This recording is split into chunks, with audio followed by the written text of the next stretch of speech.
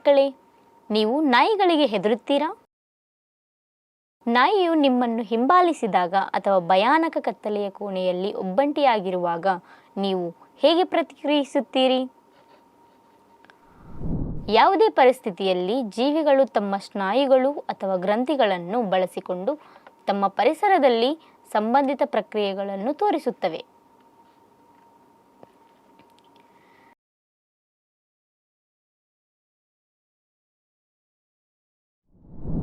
ದೇಹದ ವಿವಿಧ ಭಾಗಗಳ ನಡುವೆ ಸಮನ್ವಯ ಇರಬೇಕು. ಅದು ಮತ್ತೊಂದು ವ್ಯವಸ್ಥೆಯಿಂದ ನಿಯಂತ್ರಿಸಲ್ಪಡುತ್ತದೆ. ಇದನ್ನು ನಿಯಂತ್ರಣ ಮತ್ತು ಸಮನ್ವಯ ವ್ಯವಸ್ಥೆ ಎಂದು ಕರೆಯಲಾಗುತ್ತದೆ. ಸಸ್ಯಗಳಲ್ಲಿ ಸಸ್ಯ ಹಾರ್ಮೋನ್ಗಳು ಎಂಬ ವಿಶೇಷ ರಾಸಾಯನಿಕಗಳಿಂದ ಸಮನ್ವಯವನ್ನು ತರಲಾಗುತ್ತದೆ.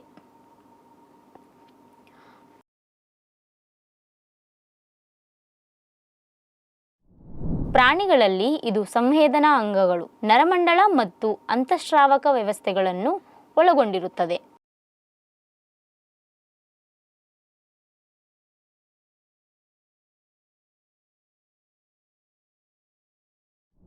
ನಾನು ಬಿಂದು. ಆದ್ದರಿಂದ 10ನೇ ತರಗತಿಯ ಜೀವಶಾಸ್ತ್ರದ ನಿಯಂತ್ರಣ ಮತ್ತು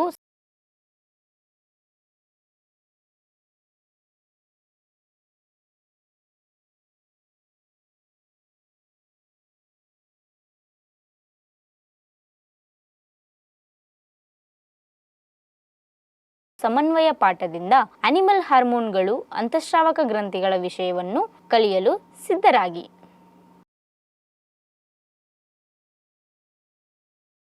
ದೇಹದ ಒಂದು ಭಾಗದಿಂದ ಇನ್ನೊಂದಕ್ಕೆ ಮಾಹಿತಿಯನ್ನು ರವಾನಿಸುವುದು ರಕ್ತದ ಮೂಲಕ ರಾಸಾಯನಿಕ ಸಂಕೇತಗಳನ್ನು ಮತ್ತು ನರಗಳ ಮೂಲಕ ವಿದ್ಯುತ್ ಸಂಕೇತಗಳನ್ನು ಕಳುಹಿಸುವ ಮೂಲಕ ಸಂಭವಿಸುತ್ತದೆ.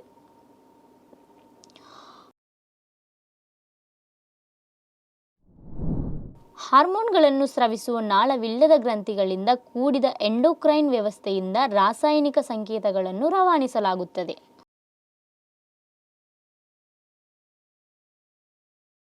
ನರಮಂಡಲವು ಸಂವೇದನಾ ಅಂಗಗಳು,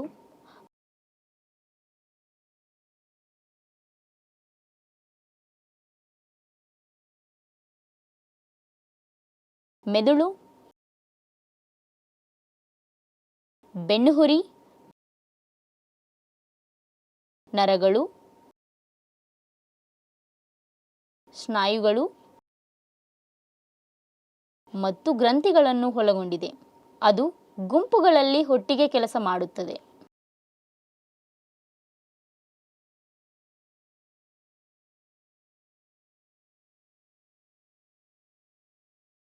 ಕಲಿಕೆಯ ಫಲಿತಾಂಶಗಳು. ಈ ವಿಷಯವನ್ನು ಅಧ್ಯಯನ ಮಾಡಿದ ನಂತರ ನೀವು ಇದರ ಬಗ್ಗೆ ತಿಳಿಯುವಿರಿ. ಅಂತಃಸ್ರಾವಕ ಗ್ರಂಥಿ ಮತ್ತು ಹಾರ್ಮೋನ್ ವ್ಯಾಖ್ಯಾನ.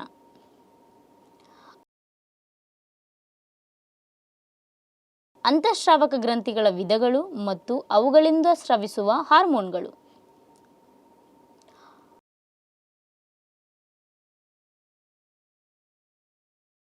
ಹೈಪೋ ಅಥವಾ ಹಾರ್ಮೋನ್ಗಳ ಹೈಪೋಸೆಕ್ರಿಷನ್ನಿಂದಾಗಿ ಪರಿಸ್ಥಿತಿಗಳು ಉಂಟಾಗಿವೆ. ಪ್ರಮುಖ ಪದಗಳು: ಅಂತಃಸ್ರಾವಕ ಗ್ರಂಥಿಗಳು,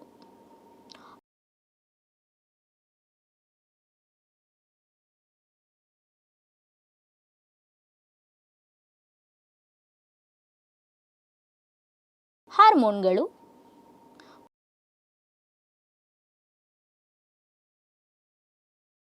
ಪಿಟ್ಯುಟರಿ ಗ್ರಂಥಿ,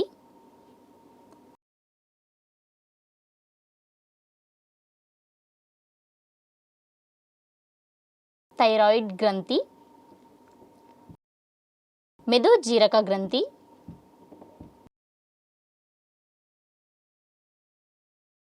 ಲ್ಯಾಂಗರ್ಹನ್ಸ್ ದ್ವೀಪಗಳು,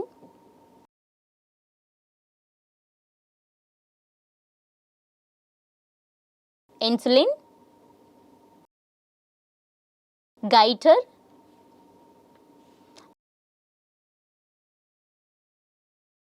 ಆಡ್ರಿನಲ್ ಗ್ರಂಥಿ,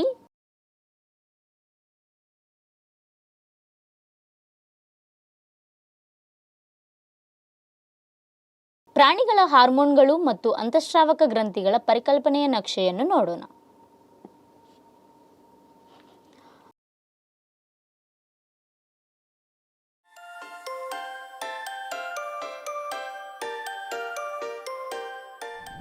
ಅಂತಃಸ್ರಾವಕ ಗ್ರಂಥಿಗಳನ್ನು ನಾಳವಿಲ್ಲದ ಗ್ರಂಥಿಗಳು ಎಂದು ಕರೆಯಲಾಗುತ್ತದೆ. ಹಾರ್ಮೋನ್ಗಳು ಅಂತಃಸ್ರಾವಕ ಗ್ರಂಥಿಗಳಿಂದ ಸಣ್ಣ ಪ್ರಮಾಣದಲ್ಲಿ ಸ್ರವಿಸುವ ವಿಶೇಷ ರಾಸಾಯನಿಕ ಪದಾರ್ಥಗಳಾಗಿವೆ.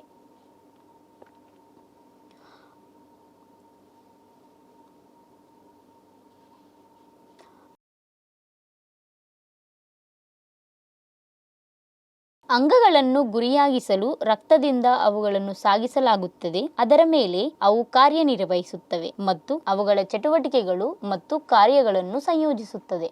ಅವುಗಳಲ್ಲಿ ಪ್ರಮುಖ ಅಂತಃಸ್ರಾವಕ ಗ್ರಂಥಿಗಳೆಂದರೆ ಪಿಟ್ಯುಟರಿ ಗ್ರಂಥಿ,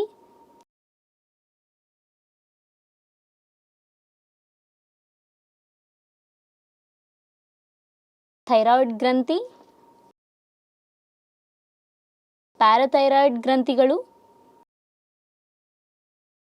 ಮೂತ್ರಜನಕಾಂಗದ ಗ್ರಂಥಿಗಳು,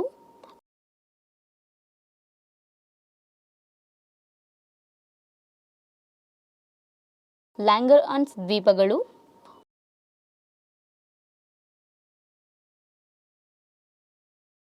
ಗೋನಾಡ್ಸ್ ಅಥವಾ ವೃಷಣಗಳು,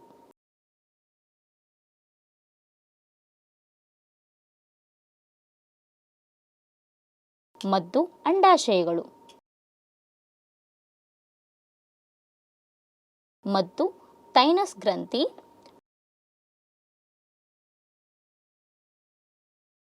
ಪಿಟ್ಯುಟರಿ ಗ್ರಂಥಿಯು ಮೆದುಳಿನ ತಳದಲ್ಲಿ ಎರಡು ಹಾಲೆಗಳು ಮುಂಭಾಗ ಮತ್ತು ಹಿಂಭಾಗದ ಹಾಲೆಗಳೊಂದಿಗೆ ನೆಲೆಗೊಂಡಿದೆ. ಮುಂಭಾಗದ ಹಲೆ ಹೈಡೋನೋಫಿಸಿಸ್ ಮತ್ತು ಹಿಂಭಾಗದ ಹಲೆ ನ್ಯೂರೋಹೈಪೋಫಿಸಿಸ್ ಆಗಿದೆ.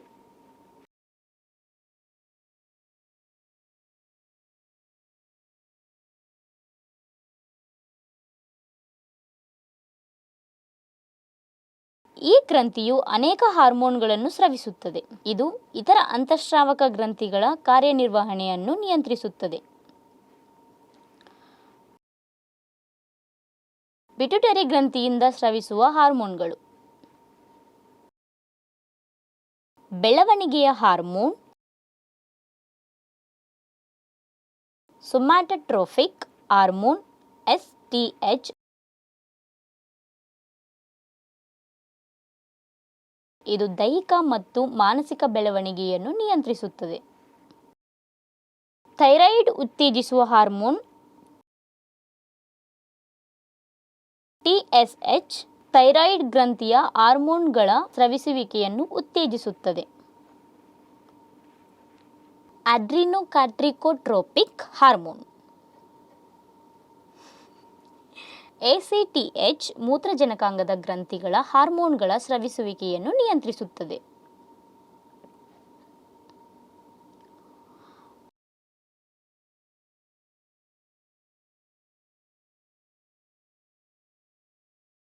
ಮೆಲಾನೋಸೈಟ್ ಉತ್ತೇಜಿಸುವ ಹಾರ್ಮೋನ್ MSH, ಚರ್ಮದಲ್ಲಿ ಮೆಲಾನಿನ್ ಸಂಶ್ಲೇಷಣೆಯನ್ನು ನಿಯಂತ್ರಿಸುತ್ತದೆ.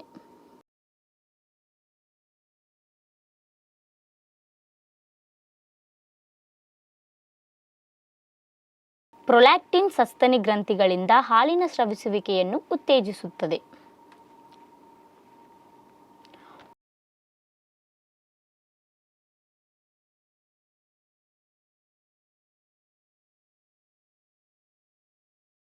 ವಾಸೋಪ್ರೆಸ್ಸಿನ್ ADH ಮೂತ್ರಪಿಂಡಗಳಿಂದ ನೀರಿನ ವಿಸರ್ಜನೆಯನ್ನು ನಿಯಂತ್ರಿಸುತ್ತದೆ.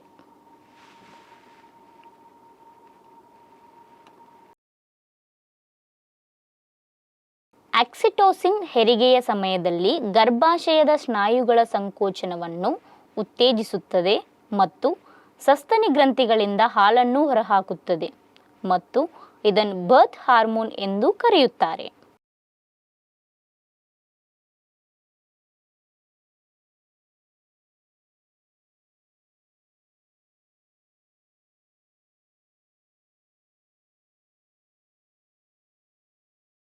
ಕೋಶಕ ಉತ್ತೇಜಿಸುವ ಹಾರ್ಮೋನ್ FSH ಗೋನಾಡ್ಗಳಿಂದ ಗ್ಯಾಮೆಟ್ಗಳ ಉತ್ಪಾದನೆಯನ್ನು ಉತ್ತೇಜಿಸುತ್ತದೆ.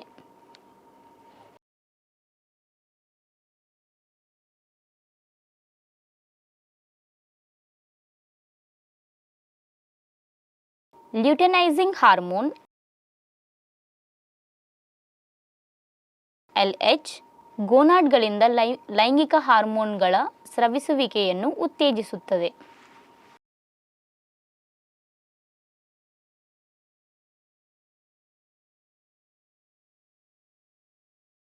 ಲೈಂಗಿಕ ಪ್ರಬುದ್ಧತೆಯ ಮೊದಲ ಬೆಳವಣಿಗೆಯು ಹಾರ್ಮೋನ್ ಅಧಿಕವಾಗಿ ಸ್ರವಿಸಿದಾಗ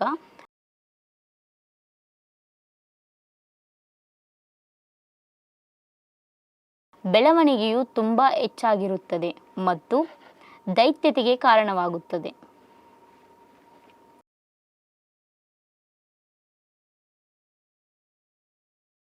ಇದು ಕಡಿಮೆ ಪ್ರಮಾಣದಲ್ಲಿ ಸ್ರವಿಸಿದಾಗ ಅದು ಕುಬ್ಜತೆಗೆ ಕಾರಣವಾಗುತ್ತದೆ.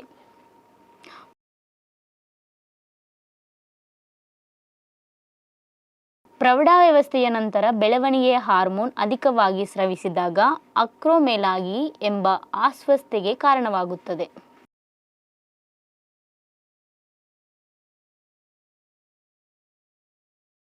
ದವಡೆಗಳು ಮತ್ತು ಮೂಗು ಮುಂಚಾಚುವುದು ಮತ್ತು ಕೈ ಮತ್ತು ಕಾಲುಗಳಲ್ಲಿ ಮೂಳೆಗಳ ಅಸಮಾನ ಬೆಳವಣಿಗೆಯ ಲಕ್ಷಣಗಳು.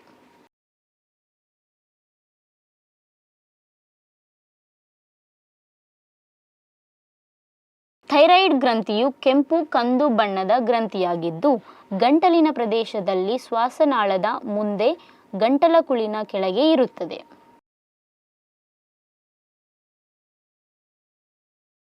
ಇದು ಅಮೈನೋ ಆಮ್ಲ ಟೈರೋಸಿನ್ ಮತ್ತು ಅಯೋಡಿನ್ಗಳಿಂದ ಕೂಡಿದ ಟೈರಾಕ್ಸಿನ್ ಎಂಬ ಹಾರ್ಮೋನ್ ಅನ್ನು ಸ್ರವಿಸುತ್ತದೆ.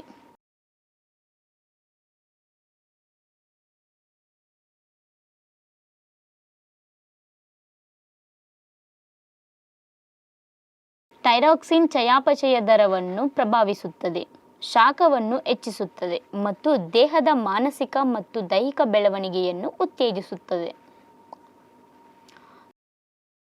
ಥೈರಾಯ್ಡ್ ಹಾರ್ಮೋನ್ಗಳ ಸ್ರವಿಸುವಿಕೆಯ ಕಡಿಮೆಯಾಗುವುದರಿಂದ ಹೈಪೋಥೈರಾಯ್ಡಿಸಮ್ ಉಂಟಾಗುತ್ತದೆ.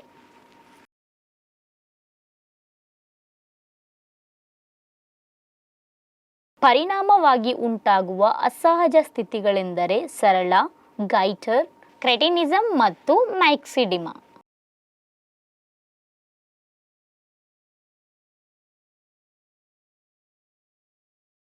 ನಮ್ಮ ಆಹಾರದಲ್ಲಿ ಅಯೋಡಿನ್ ಅಸಮರ್ಪಕ ಪೂರೈಕೆಯಿಂದಾಗಿ ಗೈಟರ್ ಉಂಟಾಗುತ್ತದೆ.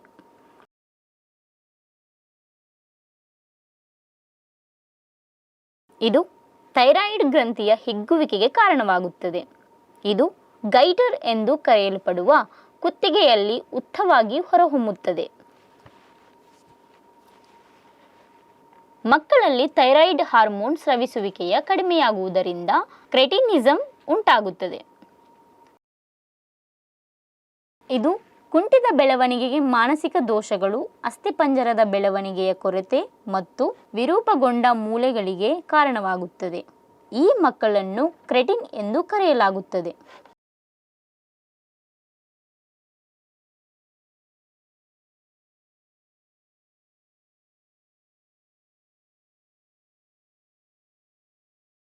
ವಯಸ್ಕರಲ್ಲಿ ಥೈರಾಯ್ಡ್ ಗ್ರಂಥಿಯ ದುರ್ಬಲ ಚಟುವಟಿಕೆಯನ್ನು ಮ್ಯಾಕ್ಸಿಡಿಮಾ ಎಂದು ಕರೆಯಲಾಗುತ್ತದೆ.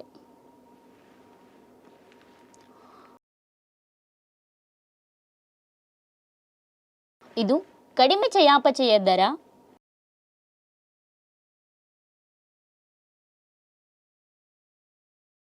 ಮಾನಸಿಕ ಮತ್ತು ದೈಹಿಕ ಚೈತನ್ಯದ ನಷ್ಟ, ದೇಹದ ತೂಕದಲ್ಲಿ ಹೆಚ್ಚಳ, ಚರ್ಮದ ದಪ್ಪವಾಗುವುದು ಮತ್ತು ಕಡಿಮೆ ಹೃದಯ ಬಡಿತಕ್ಕೆ ಕಾರಣವಾಗಬಹುದು. ಅಗತ್ಯ ಪ್ರಮಾಣದ ಅಯೋಡಿನ್ನ ಆಡಳಿತದಿಂದ ಇದನ್ನು ಗುಣಪಡಿಸಬಹುದು.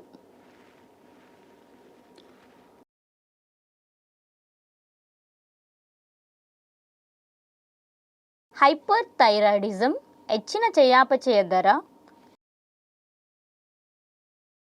ಕಣ್ಣುಗುಡ್ಡೆಗಳ ಮುಂಚಾಚಿರುವಿಕೆ, ಅಧಿಕ ರಕ್ತದೊತ್ತಡ, ಅತಿಯಾದ ಬೆವರುವಿಕೆ, ಆಯಾಸ ಮತ್ತು ತೂಕ ನಷ್ಟಕ್ಕೆ ಕಾರಣವಾಗುತ್ತದೆ.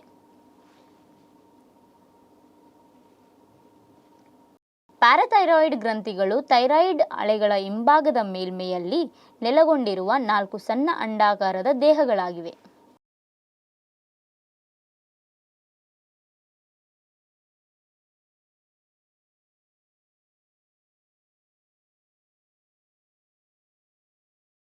ಪ್ಯಾರಾಥೈರಾಯ್ಡ್ ಗ್ರಂಥಿಗಳಿಂದ ಪ್ಯಾರಾಥಾರ್ಮೋನ್ ಎಂಬ ಹಾರ್ಮೋನ್,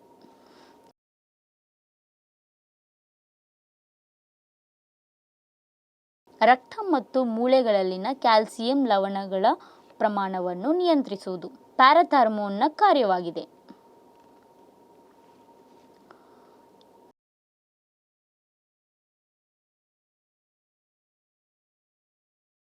ಈ ಹಾರ್ಮೋನ್ನ ಕೊರತೆಯು ನೋವಿನ ಸ್ನಾಯು ಸೆಳೆತಕ್ಕೆ ಕಾರಣವಾಗುತ್ತದೆ ಮತ್ತು ಇದರ ಅಧಿಕ ಸ್ರವಿಸುವಿಕೆಯು ಮೂಳೆಗಳಲ್ಲಿನ ಕ್ಯಾಲ್ಸಿಯಂ ನಷ್ಟಕ್ಕೆ ಕಾರಣವಾಗುತ್ತದೆ ಮತ್ತು ಅವುಗಳನ್ನು ಮೃದು ಮತ್ತು ಸ್ಪಾಂಜಿನಂತೆ ಮಾಡುತ್ತದೆ.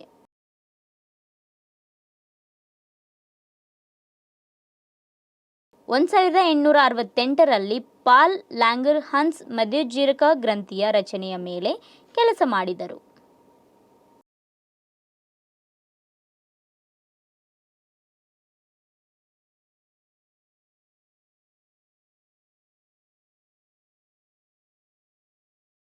ಜೀವಕೋಶಗಳ ಕೆಲವು ತೇಪೆಗಳು ಸಾಮಾನ್ಯ ಅಂಗಾಂಶ ಕೋಶಗಳಿಗಿಂತ ಭಿನ್ನವಾಗಿರುತ್ತವೆ ಮತ್ತು ರಕ್ತನಾಳಗಳೊಂದಿಗೆ ಸಮೃದ್ಧವಾಗಿ ಸರಬರಾಜು ಮಾಡಲ್ಪಟ್ಟಿವೆ ಎಂದು ಅವರು ಗಮನಿಸಿದರು.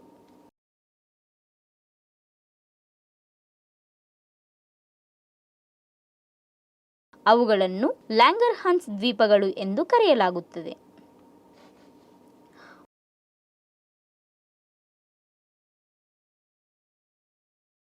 ಮೆದೋಜೀರಕ ಗ್ರಂಥಿಯ ಕಾರ್ಯಚಟುವಟಿಕೆಯಲ್ಲಿ ಅನೇಕರು ಆಸಕ್ತಿ ಹೊಂದಿದರು. ದೇಹದಿಂದ ಅದನ್ನು ತೆಗೆದುಹಾಕುವುದರಿಂದ ಮಾನವನ ಕಾಯಿಲೆಯಾದ ಶುಗರ್ ಡಯಾಬಿಟಿಸ್ ನಂತಹ ರೋಗಗಳ ಬೆಳವಣಿಗೆಗೆ ಕಾರಣವಾಗುತ್ತದೆ. ಇದು ಅವರು ಪ್ರಾಣಿಗಳಲ್ಲಿ ಪ್ರಾಯೋಗಿಕವಾಗಿ ಸಾಬೀತುಪಡಿಸಿದರು.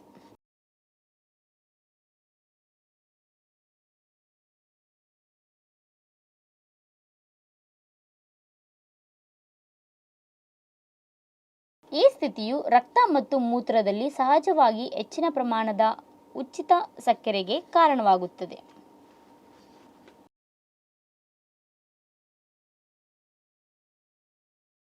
ಮೆದೋಜೀರಕ ಗ್ರಂಥಿಯ ನಾಳವನ್ನು ಕಟ್ಟುವುದರಿಂದ ಮೆದೋಜೀರಕ ಗ್ರಂಥಿಯು ಕ್ಷೀಣಿಸಲು ಕಾರಣವಾಗುತ್ತದೆ, ಆದರೆ ಲ್ಯಾಂಗರ್ಹನ್ಸ್ ದ್ವೀಪಗಳು ಸಾಮಾನ್ಯವಾಗಿರುತ್ತವೆ ಮತ್ತು ಚಿಕಿತ್ಸೆ ಪಡೆದ ಪ್ರಾಣಿಯು ಮಧುಮೇಹವನ್ನು ಅಭಿವೃದ್ಧಿಪಡಿಸುವುದಿಲ್ಲ.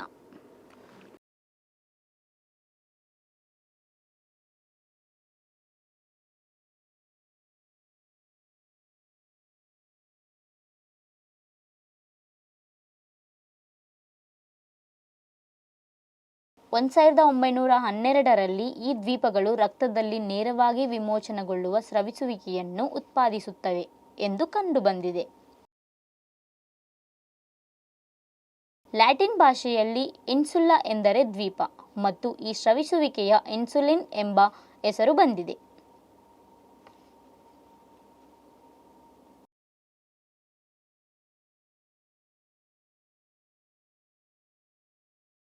ನಂತರ ಟೊರಾಂಟೊದಲ್ಲಿ ಬ್ಯಾಪ್ಟಿಸ್ಟ್, ಬೆಸ್ಟ್ ಮತ್ತು ಮ್ಯಾಕ್ಲಿಯೋಡ್ ಅಂತಿಮವಾಗಿ ಇನ್ಸುಲಿನ್ ಅನ್ನು ಹೊರತೆಗೆಯುವಲ್ಲಿ ಯಶಸ್ವಿಯಾಗಿದ್ದರು.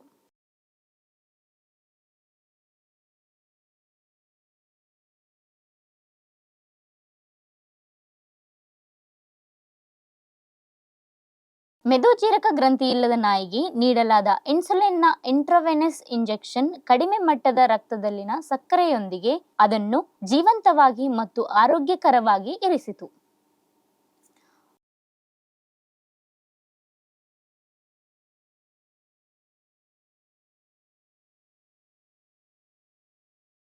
ಮಾನವನ ಮಧುಮೇಹದ ಚಿಕಿತ್ಸೆಗಾಗಿ ಇನ್ಸುಲಿನ್ ಅನ್ನು ಈಗ ಹೆಚ್ಚಿನ ಪ್ರಮಾಣದಲ್ಲಿ ಉತ್ಪಾದಿಸಲಾಗುತ್ತದೆ.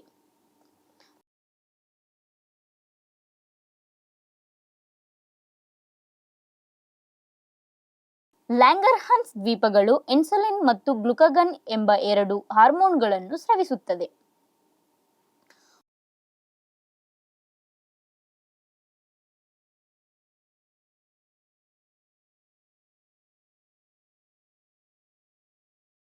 ಮೂತ್ರಜನಕಾಂಗದ ಗ್ರಂಥಿಗಳು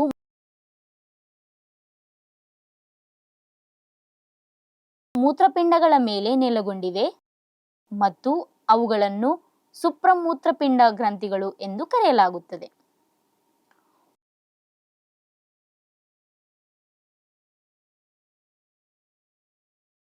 ಹೊರಭಾಗವು ಮೂತ್ರಜನಕಾಂಗದ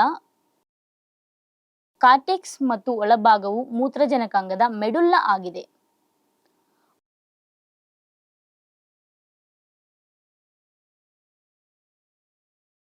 ಮೂತ್ರಜನಕಾಂಗದ ಕಾರ್ಟೆಕ್ಸ್ ಕಾರ್ಟಿಸೋಲ್, ಕಾರ್ಟಿಕೋಸ್ಟೆರೈನ್ ಮತ್ತು ಆಲ್ಡೋಸ್ಟೆರಾನ್ ನಂತಹ ಅನೇಕ ಹಾರ್ಮೋನ್ಗಳನ್ನು ಸ್ರವಿಸುತ್ತದೆ.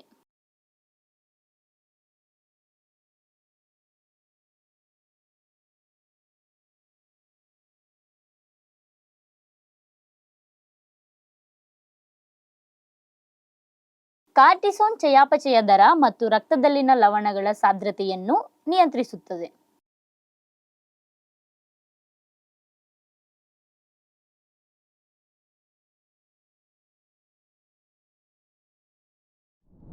ಮೂತ್ರಜನಕಾಂಗದ ಮೆಡುಲ್ಲಾ ಆಡ್ರಿನಾಲಿನ್, ನೊರಾಡ್ರಿನಾಲಿನ್ ಮತ್ತು ಡೋಪಾಮೈನ್ ಅನ್ನು ಸ್ರವಿಸುತ್ತದೆ.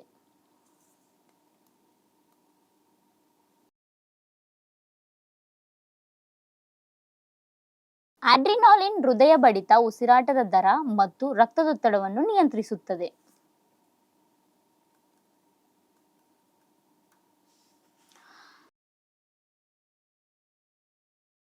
ಸಾಮಾನ್ಯ ಸ್ಥಿತಿಯಲ್ಲಿ ಆಡ್ರಿನಾಲಿನ್ ಬಹಳ ಕಡಿಮೆ ಪ್ರಮಾಣದಲ್ಲಿ ಸ್ರವಿಸುತ್ತದೆ.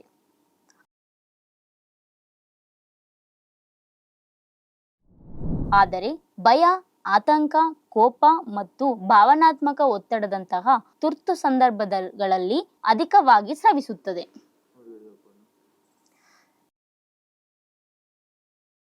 ಆದ್ದರಿಂದ ಇದನ್ನು ತುರ್ತು ಹಾರ್ಮೋನ್ ಅಥವಾ ಭಯ, ಹೋರಾಟ ಮತ್ತು ಹಾರಾಟದ ಹಾರ್ಮೋನ್ ಎಂದು ಕರೆಯಲಾಗುತ್ತದೆ.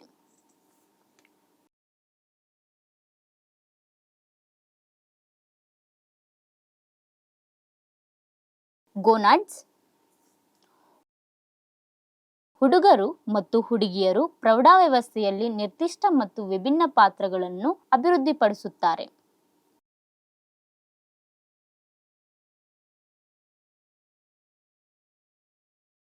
ಇದು ಲೈಂಗಿಕ ಗ್ರಂಥಿಗಳಾದ ಗೋನಾಡ್ಗಳ ಕಾರ್ಯನಿರ್ವಹಣೆಯಿಂದಾಗಿ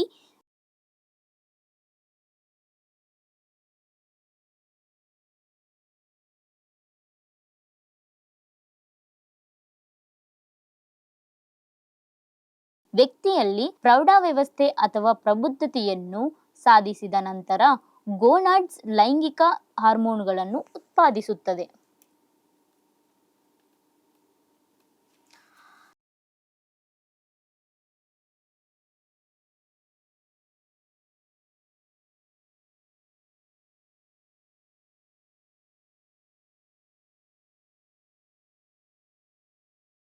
ಲೈಂಗಿಕ ಹಾರ್ಮೋನ್ಗಳು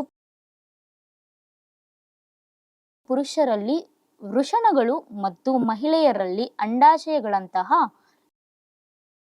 ಲೈಂಗಿಕ ಅಂಗಗಳ ಬೆಳವಣಿಗೆಗೆ ಕಾರಣವಾಗುತ್ತದೆ.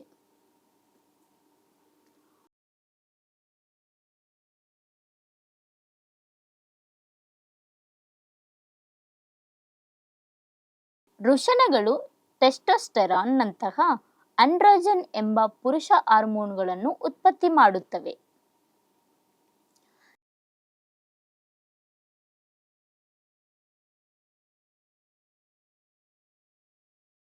ಈ ಹಾರ್ಮೋನ್ ಪುರುಷರಲ್ಲಿ ಪುಲ್ಲಿಂಗ ಪಾತ್ರಗಳ ನೋಟಕ್ಕೆ ಕಾರಣವಾಗಿದೆ.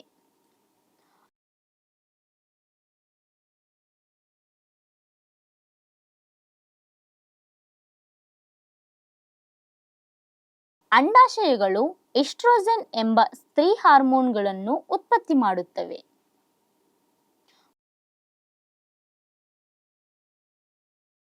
ಪ್ರೌಢಾವಸ್ಥೆಯ ನಂತರ ಸ್ತ್ರೀಯರಲ್ಲಿ ಸ್ತ್ರೀಲಿಂಗ ಪಾತ್ರಗಳು ಕಾಣಿಸಿಕೊಳ್ಳುತ್ತವೆ.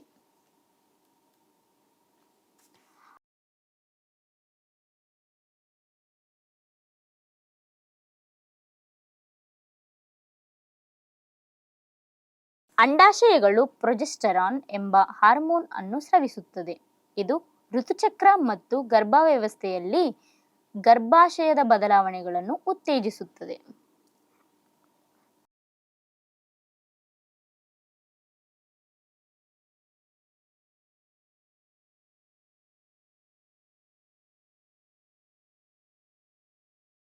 ಥೈಮಸ್ ಗ್ರಂಥಿಯು ಭಾಗಶಃ ಅಂತಃಸ್ರಾವಕ ಗ್ರಂಥಿ ಮತ್ತು ಭಾಗಶಃ ಲಿಪಾಯಿಡ್ ಗ್ರಂಥಿಯಾಗಿದೆ.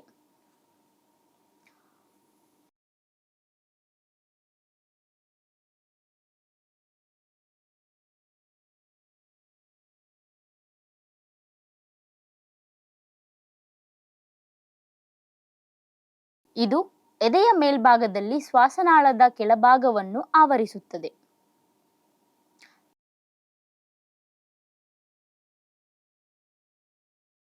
ಥೈಮೋಸಿನ್ ಥೈಮೋಸ್ನಿಂದ ಸ್ರವಿಸುವ ಹಾರ್ಮೋನ್ ಆಗಿದೆ.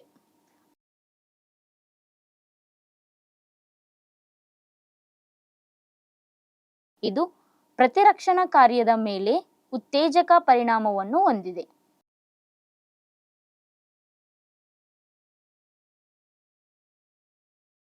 ಮತ್ತು ಲಿಂಫೋಸೈಟ್ನ ಉತ್ಪಾದನೆ ಮತ್ತು ವ್ಯತ್ಯಾಸದಲ್ಲಿ ತೊಡಗಿಸಿಕೊಂಡಿದೆ.